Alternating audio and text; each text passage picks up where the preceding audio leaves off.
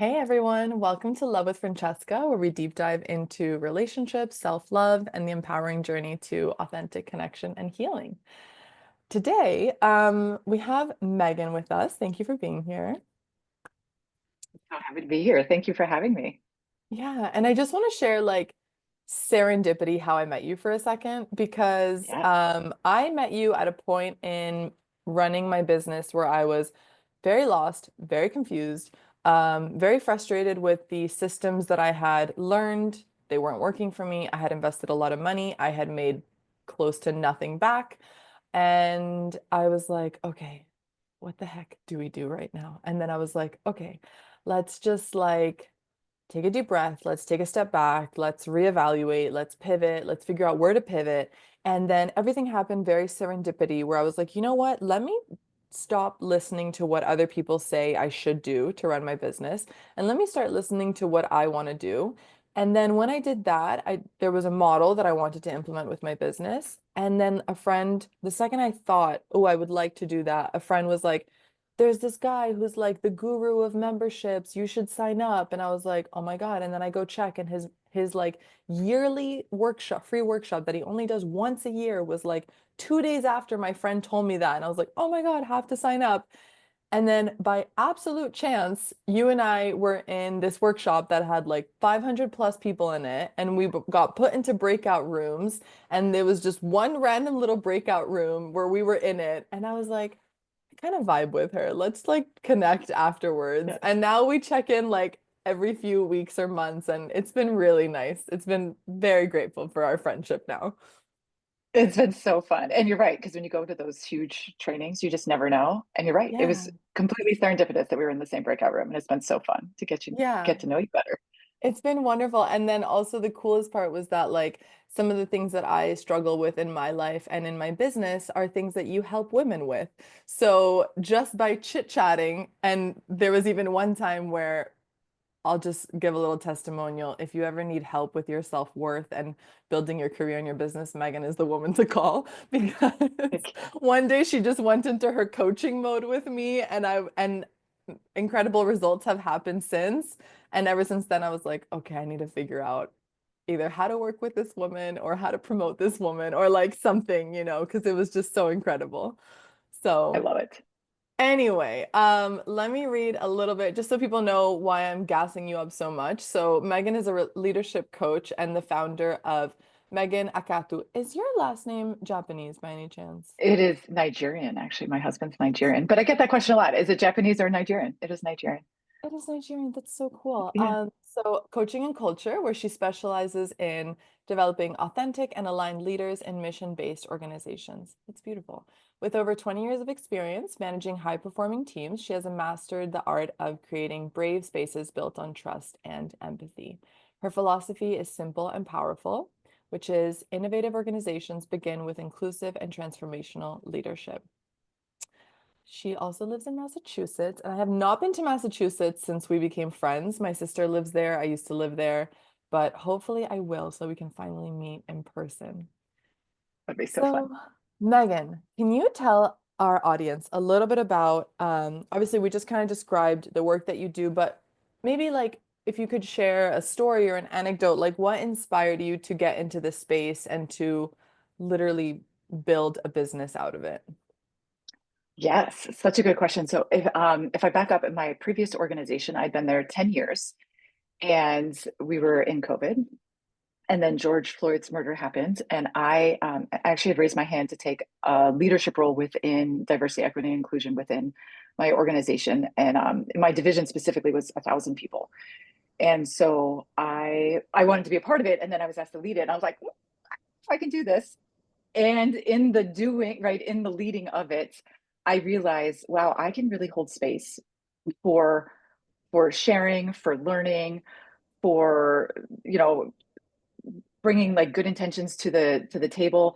And so even if I wasn't a member of all the groups that we were talking about and trying to bring like more grace and understanding to, I was like, oh, I can hold space. So then I was like, oh, I think I could be a coach. I really like people. And so that's how it started. And then I will say there was even just frustration within my own career of I've done all the things and I've done all the school and I've worked really hard. And I felt like I really plateaued and I wasn't getting the specific feedback. I wasn't given the like, here's some next steps for you. And so with that, I was like, when we withhold information like that, when we start to sideline people, we really are we're taking some of our best employees out of the workforce. And so with that, I was like, we spend so much time at work and a lot of hurt can happen at work. And I want work to be a place that is joyful and very inclusive, but also where we are bringing our creativity and our creativity is seen. So we drive better results, A, for the organization, but we're doing it in a way that we're bringing a whole bunch of people along. And then we're getting a lot of joy and satisfaction out of that. And so when we can lead our own selves in a more powerful way, we can certainly lead the people around us. And so that's how I got to where I am right now. That's beautiful. You just said so much that I could unpack. So I'm going to try and start with one of the pieces of what you said. Um, I love how you were able to value and recognize the power of holding space for people. It's a challenging Yeah. thing to do. It's not easy. And it's very undervalued, I find. We live in a society where we're typically trying to like fix problems, especially emotional ones. And so, yeah, just being able to hold space for the depth or the hurt or the challenges that people feel, I think is really important, especially in the workplace, because you're working with a bunch of people and you're managing and dealing with people, and people come with what people come with, and it can be challenging. And if you don't have the skills to hear different perspectives or look at things from different points of views, there can be so many misunderstandings, so many harbored resentments, and yeah, we need to feel safe in order to be creative, right? I would assume. Yes. Yes. And even as you say that, when I reflect on like my own leadership and management style, I was certainly like a problem solver and certainly like, oh, just come into my office. I'll help you. I'll make it better. And I think trying to be almost like this hero leader that I didn't intend to be. And now I understand more about that and even how it can be detrimental to other people's growth. But in the D&I space, like I couldn't be the hero because I didn't have all the answers. And that's what I really learned of, but there is a lot of healing that can happen when we just allow the conversation and we allow the sharing and we'll allow the thoughtful questions, and then we can all learn and heal and share together. And then even like the trust that was building within the organization by presencing that. And so that's when I was like, oh, okay, like it's not always on me to share or fix, but there is a lot of power in opening up that space even in the first place. Did that feel like a weight got, thank you for sharing that. Did it feel like a weight was kind of taken off your shoulders when you realized you didn't have to be the one to fix everything? Yes, yes. And it's certainly what I bring through when I'm coaching leaders and executives now. It's one of the things that we talk most about. I think a lot of us are socialized to, I got to do it all. I have to have all the answers. I have to get this degree. I have to sit on this extra training. I need the certificate. And it's this. And a lot of it starts when we're very, very young. And again, usually with parents and caregivers who have the best of intentions for us, and we get, and my rough math is to about like 35, and then we find like, oh, this doesn't work anymore. Like this is no, I'm tired, I'm stressed out. Maybe you have children, maybe you don't, and you're just realizing like there's not enough time and space for all the things that you enjoy doing. And and then when we realize that it is not, when we, let's say, learn for the maybe for the first time that it is not our job to fix everything, then yes, it relieves a lot of pressure, and then we can choose new behaviors that really support the life that we want to create and build.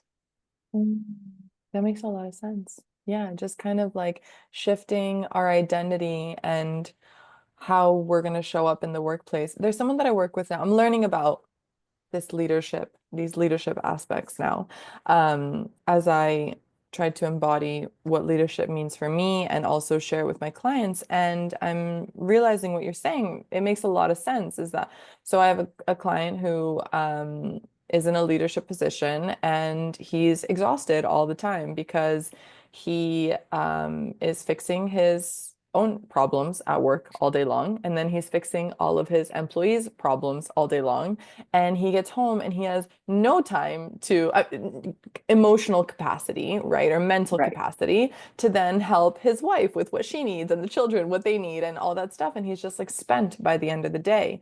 And I think it's really challenging for people who operate like that to change the way that they show up for the people that work for them, because you almost feel like you're not being responsible enough. Correct. Correct. Yes. Talk to us Yeah. about You that, hit because the, I feel like I'm yeah. still making sense of this, but I know Yeah. you understand this better and can articulate it better than I can. Well, and it's exactly what you're saying. So, how a lot of people find me is because they are frustrated that they're not getting promoted, they're not being recognized at work, their voice isn't being heard, they don't have as much influence as they want, they feel undervalued, and so they come to me usually because of work, because it is such a big part of our lives. And again, they've done all the things, they've done all the right things, and now they're looking for this external validation. And then when you start pulling back the layers, it largely is because there a lot of old programming of like, well, this is the way it has to be done, or you have to spend all this time in school, but they haven't really taken care of themselves and even like their physical body for a long, long time, similar to what you're speaking about with your client. And so part of this is relearning, like, okay, how do I pay attention to what I need? What do I even want? Like, what brings me joy? How do I structure my day that works with like my energy? Like, do I have more energy in the morning or more energy in the afternoon? And sometimes it's big mindset breakthroughs, and sometimes it's just little tweaks to the schedule. And exactly what you said, it can feel really scary, especially to these high achieving professionals, because they start to feel selfish, and they start to say, "Oh, well, I don't deserve this, or I shouldn't be taking the time to do this, or I can't have a morning routine because all these other people depend on me."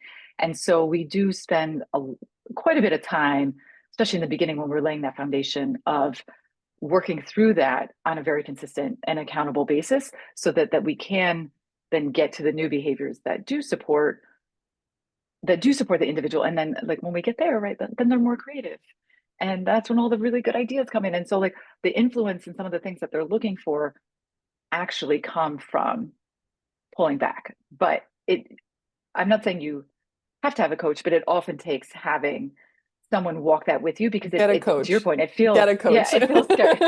Get a coach.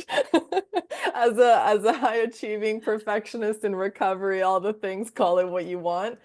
Get a coach. I thank God I had someone in my life that knew about this stuff when I was facing like the peaks of like during grad school I faced burnout, but like everyone faces burnout during grad school, but when I faced it, and when you're working in a place, maybe you experience burnout, but you blame it on like your boss and your work and all those things, right? But when I was my own leader and I was experiencing burnout, I was like, you're creating your own crazy, because at this Yeah. point you have control. You're doing this so that you can Yeah, have there's control no over one your else to blame it schedule. on. There's no one else to blame it on. You are creating your own crazy. You have control over your own schedule. You have control over your own deadlines. You have control over the work that you decide and don't decide to do. And somehow you feel as exhausted as when someone else, I'll put in quotes, had control over your schedule. Because obviously Yeah, we always have control over our schedule, yeah, but whatever. But so yeah, and I will say, like, get a coach. Like, it was very scary to learn how to pull back. There was a lot of guilt and shame that came up, and when those thoughts come up in your mind and you don't understand that they're just thoughts that you can choose to agree with or disagree with, it really does feel like absolute reality. And it really does feel like, oh my God, like I am failing. I'm not doing a good job. I'm terrible at this. Why did I even do this in the first place? This was so whatever. But you're right. It was in those moments of rest and recover, true rest and recover, right? Not just like numbing out in mm, front of the TV, of true rest and recover and deep reflection, that my best ideas came out. Ideas that I yes, was like excited about and able to implement, and ideas that had like a significant impact on people's lives. And because all the work that I do is very mission driven. So anytime I get an idea, it has to do with helping people.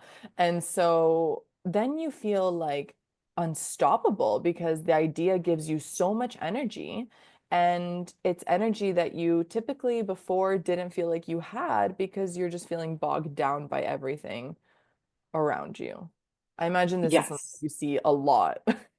Yes, yeah, and exactly what you're saying, like the creative ideas. So go back to people often Mhm. find me because they want more influence or they want recognition. Well, where does that come? Right, it comes from like I Mm. have a strategic idea. Maybe it's not planned out 100% on paper, but it's like planned out enough, right, with some Yeah. talking points that you can actually speak to it. Well, you can only Yeah. do that when you've created time to do that, and you can only do that when you respect yourself enough to have the time, and you can only do that when you love yourself to make Mm. the time to commit to that. So And that's I the when I say make the connection. time, that is the connection all the That's way the through. And so it's like connection. I want the promotion, I want the recognition, I want influence, and you back it all the way up. And whether you want to call it self-love or self-worth, I think both, both work and might resonate with different people. That is actually the connection that drives the very thing that you're craving it, and doing it exactly what you're saying from a place of like, this this is going to help the organization, right? This is going to serve, right? This is innovative, not from a place of like, well, I want my idea to be the Mm. one that gets implemented. But Mhm. we can only get there when we've like backed up all the steps and like really taking really good care of ourselves. And when I say like make the plan, I don't mean like make it at midnight, right, on a deadline. I mean like you are figuring out through support, Yeah. um of like, okay, how do I adjust my day? Where are the pockets that make sense for me? What is the small progress that I make every day? And these can be big tweaks and these can be small tweaks, but over time, they add up to having a larger impact, and having that impact that usually the individuals were seeking when they originally said, "Hey, I need some help. Like this is no longer working for me the way I've been living." That makes a lot of sense. So there was a little thing you said there at one point, which is, and I would love to flesh this out a little bit, which is the idea of I'm presenting this idea because the strategic idea, because I know it's going to be good for the impact that we want to have, let's say, versus I'm presenting this idea because I want my idea to be recognized. I want to be recognized, right? So the difference of coming at it from like your ego and what your ego wants versus like being in service to others. Yes. Yes. Oh my gosh, I could talk about this forever. And right, so go back to like a lot of us are socialists say, well, I got these degrees, I work at this organization that has this name, I hold this position, right? I have this much like control or power or influence based on title or whatnot. And when that is, let's say, all we have, we are looking for those little bits of recognition. And one of the ways you get that is by either getting the promotion or getting, presenting the idea that gets implemented. Well, you must be the smartest because we implemented your idea, or your idea drove, $2 million in new revenue, or your idea saved us $5 million in expenses, or whatever it might be.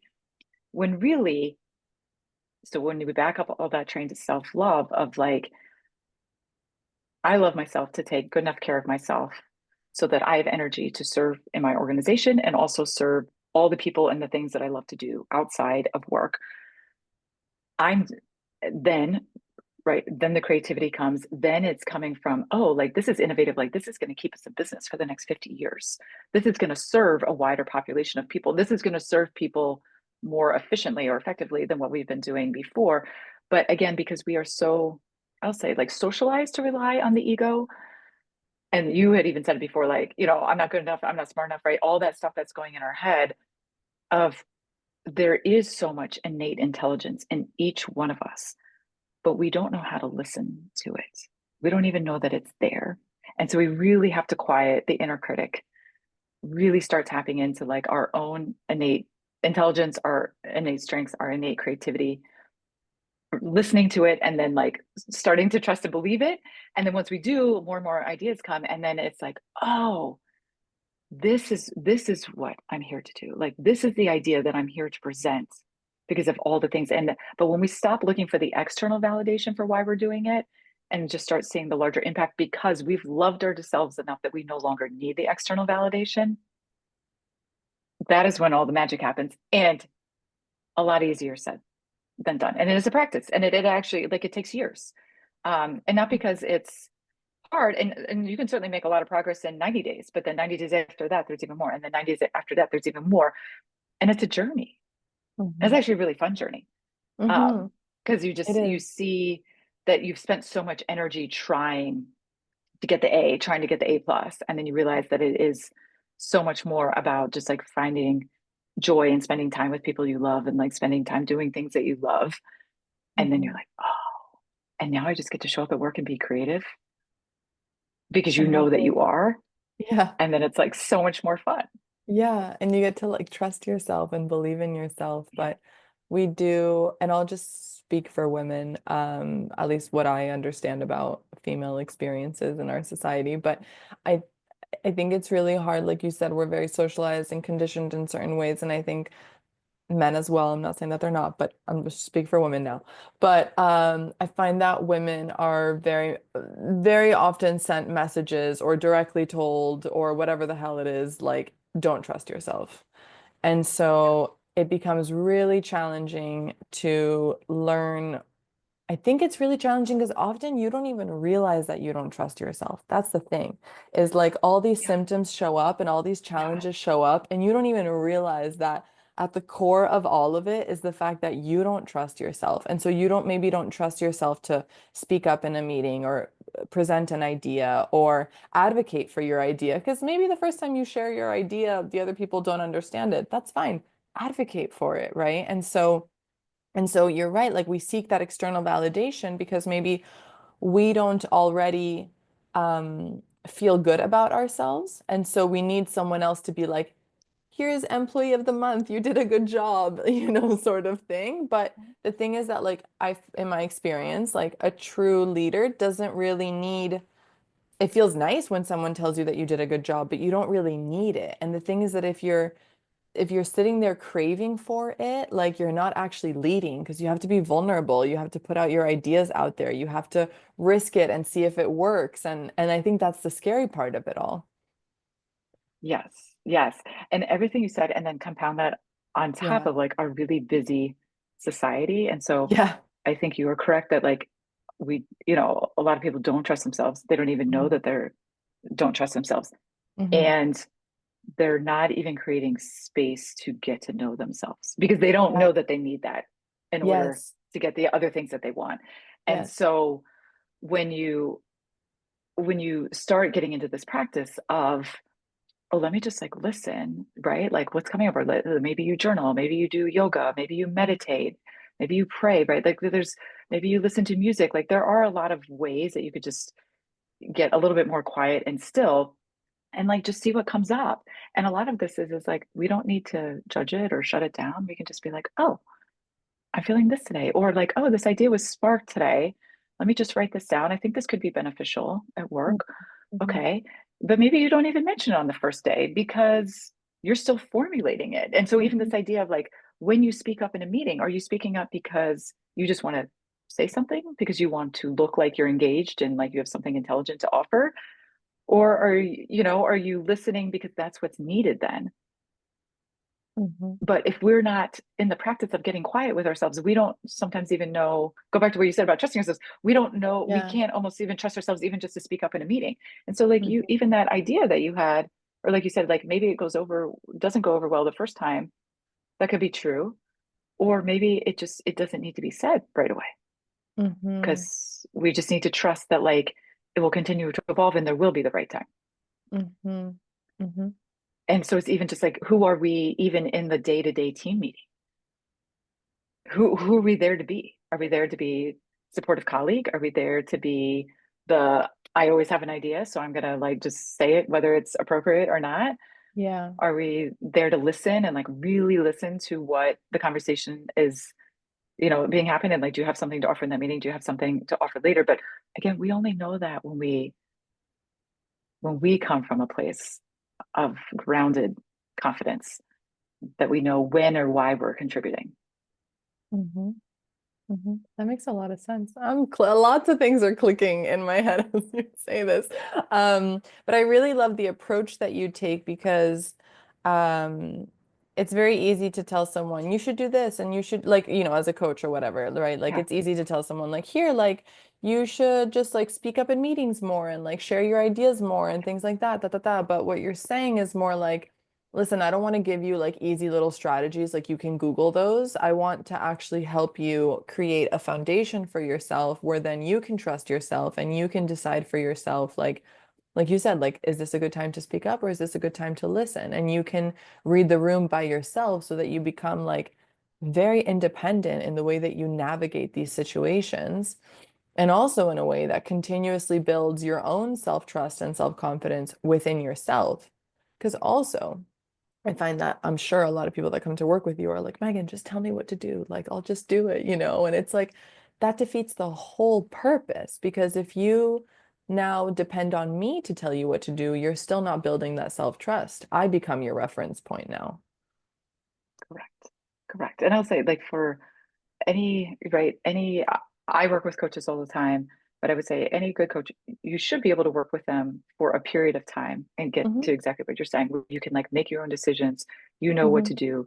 Um, there's always different types of coaches. So maybe it's like, oh, now I want to work on something with like Yeah. finances, or I want to work on something with relationships, or I want a new career.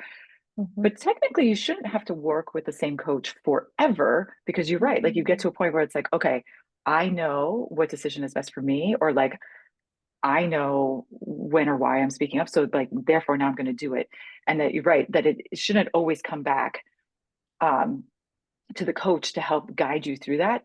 And that is probably, I mean, I think that's my favorite thing about coaching, but that's like I think the best thing that we offer people is right. And I work a lot with female executives of right, you don't need to necessarily talk to the board or like your whole leadership team about every decision. What you do Hmm. need though is a practice of listening to yourself, listening for what, oh, and like, and again, I go back to like the journaling of like, all right, are we going to pass, are we going to implement this project?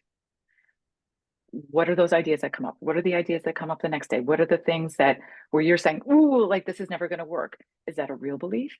Is that just you being like being fearful of like what may happen? And this idea with practice, and you start with smaller things and you move up to bigger things, but the end result is you can make decisions faster. And because of that, you're more efficient and you're more productive. And you're also less stressed because you're not like, ooh, I don't know if we should do this or not. Like you just start to know. You literally just start to know. This is what this is what needs to happen today. This is the tough conversation that I need to address. All right. Because it's very easy to get like so busy that it's like, oh, well, this thing is happening over here with this employee, but I'm just not going to address it because I have to go raise like $2 million over here. And it's really easy to just be like, I don't have time to deal with that. Well, when you are in this practice of listening to yourself, you're in your self love practice, you have elevated where you are and you're not operating from the ego and you're not operating from the inner critic. You can be like, oh, you know what? Let me just go take 20 minutes and have a very honest and transparent conversation with someone who also needs to hear it. Like their own growth and development is dependent upon you being able to be honest and transparent with them. So you, as a leader, is stepping into that to say, like, you are offering that clarity to them so that they can adjust their behavior in a way that is more aligned with the organization. And then you can still go raise the $2 million because you just know what needs to be done. And I think in organizations, I think where we get tripped up is because we enjoy being busy. And so we just spend a lot of time doing things. And if we would just slow down just a little bit, and I don't mean have lower goals and things like that. That's not what I mean. But just create a little bit more space for ourselves out of a place of self love that we can better see the things that need our attention and we can do it more efficiently and still achieve and exceed the big goals because that's what's needed. Mm-hmm. Mm-hmm. 100%. I think the scary part about all of this at the beginning, when people are kind of doing this work, is that we assume that if we slow down, it also means like lower the standards, lower the expectations. Right, Like we're not going to meet the same goals, we're not going to meet the same profit margin, whatever all the fancy business lingo is, right. all that sorts of stuff, because we think like, oh, you're just gonna like what, slack off and rest. And I think what Yeah. you're saying here is very different. Like, no, we're not gonna slack off and rest. We're going to review the system that we use to work. And because that system, although maybe it might be creating productivity, it also is probably creating a lot of stress, a lot of overwhelm, a lot of miscommunication, probably some burnout as well, I would assume, like just breakdown in communication and all that stuff. So it's like, why don't we just slow down and do a little bit of like a review system and see if like the machine and the system is working, and Yes. then implement a system that allows for space and allows for really important things, like you said, like having tough conversations that need to be had instead of avoiding them, and allowing space for humans so that we can be work more efficiently, work smarter, not harder, all those Right. sorts of things. Yes. Yeah. There Yeah. is so much there. And then that's where for high achievers, like the slowing down can feel really, really scary. It's almost like a true fear response Yeah. of like, but I need to be the one. And also, but if you're the person answering the emails at 10 p.m. every night, that is also the thing that's keeping you stuck in your current role. So when originally said, not you, but like when people come Yeah. to me and Yeah. they originally say, like, I want to get promoted. Yeah. And it's like, but now you're just being seen as like the fixer who does all the things at 10 p.m. at night. And so I know it feels scary to not answer that email. And let's talk through like all the negative consequences, right? And usually it's perception.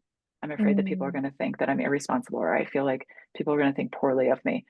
mhm, 99% of the time, nobody notices that the email didn't get sent like at that exact time, right? Like they're just like, oh, I trust this person. I know that they'll get it done, right? mhm, Like other people offer us usually much more grace than we offer ourselves. mhm, Um, and so it's just it is working through those like really scary like beliefs and emotions so that you can then get back to what you want. And I often give the example of um, maybe on day one, like, you don't stop all late night emails, but one thing that you can stop is maybe like the late night project work. So maybe at night it's like I'm going to spend 30 minutes just doing cleanup emails because I know I have a really busy day tomorrow, but I'm going to do that.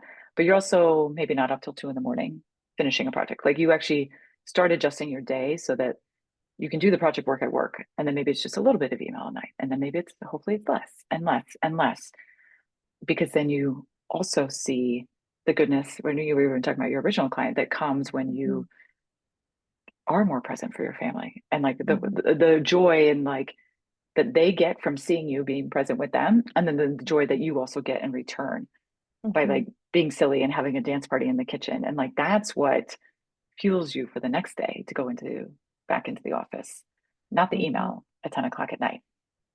mhm. That's what drains you. Yes. Yeah, Yes. this makes a lot of sense. This is very helpful. When I first was trying to figure out launching this podcast, what I was going to make it about, I was like, I'm a relationship coach. I'll make it about relationships. But then I was like, but there's so much more that we can get into than just relationships. And if I think about the type of client that I know that I tend to attract, that I tend to be good at helping, it's typically like high achieving women, and then they also struggle in their relationships. And so I'm not the expert on leadership, although I do know a bit about it because I've had to learn it for myself. But I'm like, why not bring on like other experts in the space? Because at the end of the day, what I have learned is that although on this superficially, it's like, okay, why would you be talking about being high achieving in your career on a relationship podcast? It's because it all comes down to the same thing. It all comes down to the It does. self-love and the self-trust and the self-respect and the self-worth to say, you know what, maybe I don't need to be checking my emails at 10 o'clock at night. Maybe I can go to sleep so that I can rest, so that tomorrow morning I show up in that meeting and I'm clear and present and I'm presenting the best version of myself and bringing that version of myself so that I can actually lead and guide my team. And you know what? Maybe someone else can take care of this silly email, because I think about it a lot as like parenting. When I was first Yeah. learning how to understand workplace dynamics. And it's like, as a parent, like maybe, maybe you can delegate to your team the same way that a parent can trust their child to do something because they've done a good job raising them. And you can Yeah. trust that Look at you've that. done a good job training your team. And so you can rely on your team and you can, sure, they'll make mistakes. Like everyone makes mistakes, but maybe you can trust that the mistake they make isn't like, you know, gonna cost you $100,000 or whatever. Yeah. Yes. Yes. You are so correct. Yeah. And that I mean, I could go off on that for a whole tangent, and I won't do that right now. And right, and a couple like this, the most simple things that I teach people in the very beginning are how do you thank yourself every day for the things that only you know that you did, right? That someone may or may not even know that you did. And I learned this from one of my teachers. And like, so how do you build? It's building your self love. It's building your own self confidence. It's building your resilience of, yeah, this is, oh, good job, Megan, emptying that dishwasher today when you had, you know, a toddler climbing all over you, right? Good job, like getting that really important email out in between two back to back meetings and having it be like cohesive and coherent and concise. There's probably other things you could have done in that 15 minutes, but it was really important that that email went out. Good job. Right. So, like, very simple, but these things start to build over time where you are celebrating yourself and then really seeing like how these like little decisions here and there are adding up to the things that you want. And another really quick practice is how are you spending 10 quiet minutes, preferably in the morning, but it doesn't necessarily have to be, of quiet, of just like allowing whatever is feelings, emotions, whatever is there to come in, ideas, and being present to that. Because when we're just like, we wake up, we race, you know, da da da da da, we get to the office, we're like checking email, we're in a meeting, we're getting our coffee, we're saying hi to a couple colleagues. And it's like, if we never allow any quiet time for ourselves, it goes back to what you said. We don't even know what we want, which Yeah. means that we don't even know what to advocate for, which means that Yeah. we can't even trust all the ideas that come into our head. And so we just at least need Mhm. a few minutes of quiet um, here and there in order to like to build that muscle over time. Mhm. And Mhm. then that becomes stronger and stronger. And then really like the decision making often comes down to like listening to our own bodies. Yeah. So our bodies will guide us. And again, that comes from the quiet and that comes from the trust. But if we know where our like tension, I'm like touching my neck, because if we know like if someone says something to me in a meeting that feels aggressive to me, I know that it's going to go straight up my neck. And so when I feel that, I know that I can remind myself, like, okay, I can just take a deep breath. That is something they said. And I could respond to it, but I also don't have to. But our bodies will let us know what's going on before our mouths are processing it. And so if we can just listen to like these little cues of what's happening, then it help go back to that decision making or when to speak up or when not to. We can trust our bodies to guide us in that way again as we practice listening to what our body has to tell us in the first place. Love that. I love that. I'm just gonna add two things to what you said because I so relate to them. So when you were talking about celebrating yourself, if Yeah. we can just go back to that for a second, I will tie it into relationships and what I know for a fact, because I've just seen it happen so many times and there's a bunch of research behind what I'm saying. But when you start to celebrate yourself and when you start to value yourself, even in the workplace, you do start to outgrow certain relationships. Yes. And either you outgrow those relationships or you learn to not let people's comments affect you as much because Yeah. now you know who you are, or you start attracting new relationships. And when I say new relationships, it could even mean like a new boss, new coworkers, a new workplace, or new clients, even like even maybe even clients that like respect you more, that you love working with, that Yeah. bring the best out of you and vice Yeah. versa. And so everything, it's really magical how it happens. I mean, it's very challenging as well. I'm not trying to romanticize it all, but Yeah. it is really cool how it happens. Like over time, that internal transition that you make of how you treat yourself reflects on the people that you have around you. And that can massively benefit. Like if you're already a high achiever, let's put it this way, if you're already a high achieving woman, you already have the work ethic. We don't need to work on that with you. Like you're Right. good. You've Right. got the work ethic. Yes. What you probably need a bit more of is self-trust in yourself, but also maybe even like a team around you that brings out the best in you and you bring out the best in them. Because how much more efficient can you be if you're all working towards the same thing together and you all can trust and rely on each other? And Yes. that's pretty cool. Yes. That is And this, very cool, right? And that's the through line, right? Like yeah, you had even said it, like you want to attract like better clients, or right, this influence or whatever people are looking for yeah, always goes back to how you were speaking to yourself, your yeah, thoughts about yourself, how yeah. you're showing. And so like the kinder, exactly what you said, the kinder we can be, then all of these other good things like start to come in. Yeah, And that feels very counterintuitive to what we 100%. like kind of like how we were raised and what we know, but like Yeah, now, like you said, like now it can be proven yeah. of what, and it's just like everything that you want is on the other side of like starting with yourself. hmm hmm I was going to go into a second topic, but I might have Yeah. you on again for that one because that's a big one. But it's, you mentioned how when you get quiet, you can then figure out what you want. And there's Yeah. so much to be said about that and like the impact that that has in your life, with your family, in your relationships, in leadership, in guiding. If you are guiding a team to be mission driven, girl, you got to know what you want. Like, there's no simpler way to put that.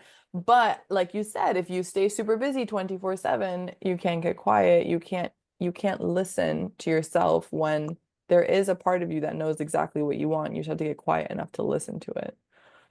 Yes. On a quick side note, I was telling another entrepreneur coach friend this. Just so in the Yeah. last 24 hours, I gave a live talk yesterday. This morning, I had a coffee presenting a new idea, a new creative idea that I have, since we're Yeah. talking about that. I was Yeah. just leading a group cohort of female CEOs, and now I'm on this podcast. This has all happened in 24 hours. Awesome. So many good things. And had this been 5 years ago, I would have been like Yeah. so stressed out. Right? Like I can't do all that in one time. Like I haven't figured out all the talking points yet. I got right. All I did was get quiet.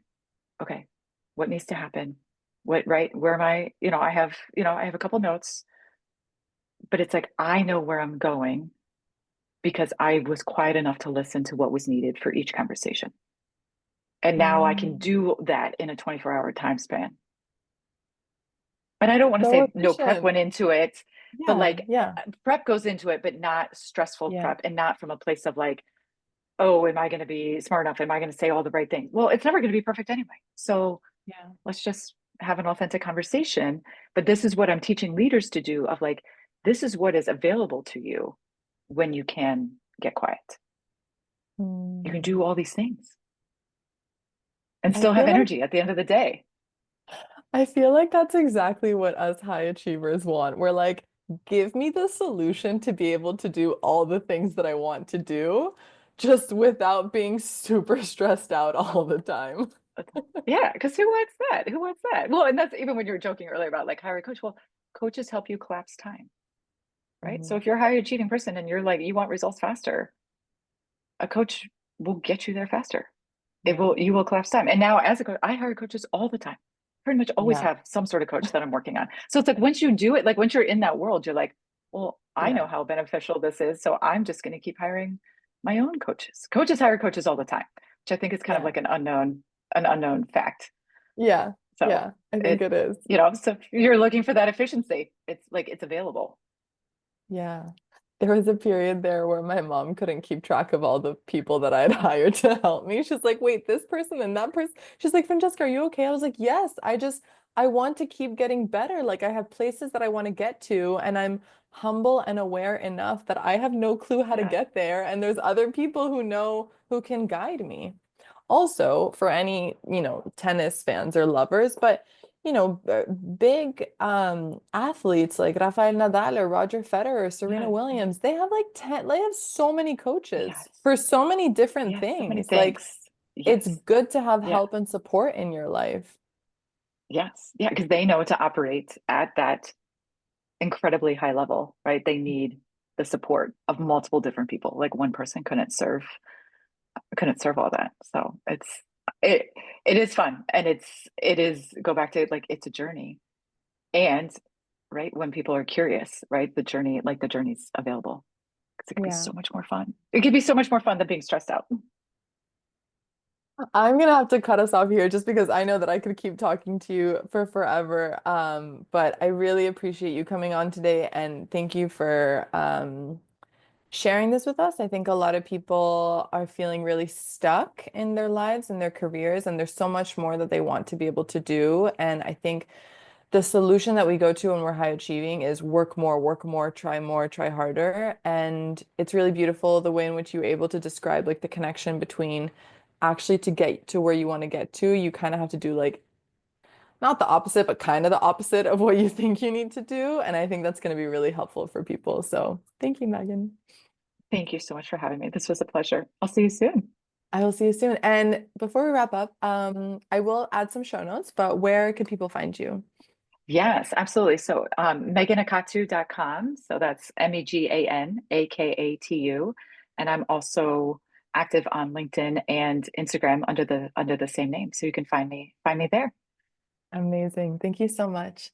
And if you like what you heard and you want to support the podcast, feel free to like, subscribe, follow, do all the things, and share this episode with someone you think could really benefit from it. Thank you for listening. I'll see you next week.